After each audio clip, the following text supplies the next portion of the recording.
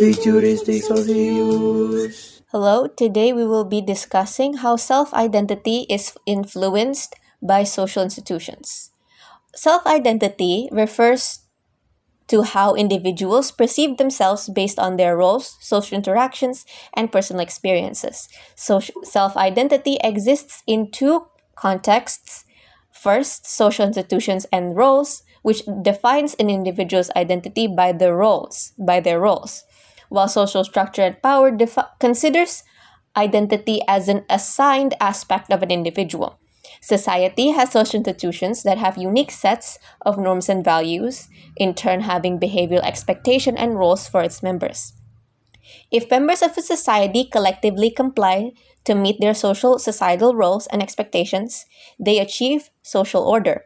And if members of a society internalize these concepts and form a perspective, it creates a social identity. For example, a social identity, a social institution would be the law. If the law creates a standard of what behaviors are considered acceptable or unacceptable, for example, littering, if it becomes unacceptable, then the entirety of society must also comply with that standard.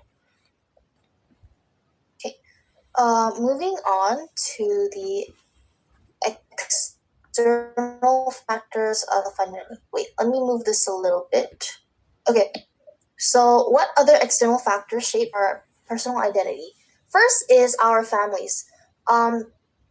Our first early socialization happens in early childhood through our parents, which means any core concepts, behaviors, or tendencies that they have that they display onto their children will be reflected in the child's development.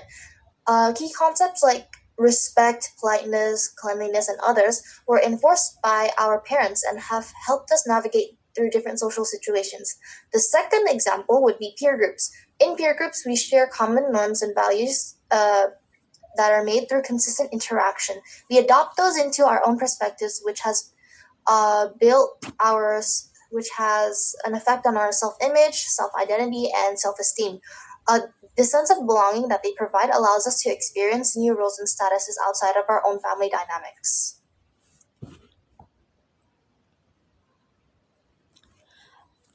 But how do we choose our peer groups?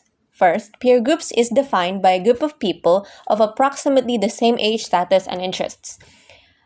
Choosing our peer groups can be considered to either affectual or value rational, which means our friendships are because we of our desires to fit in or because we share similar goals with those individuals.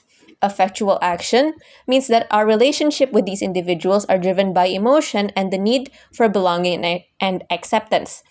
However, for value rational action, it is a deliberate choice of individual to which we determine the inherent utility of the relationship in achieving those certain goals.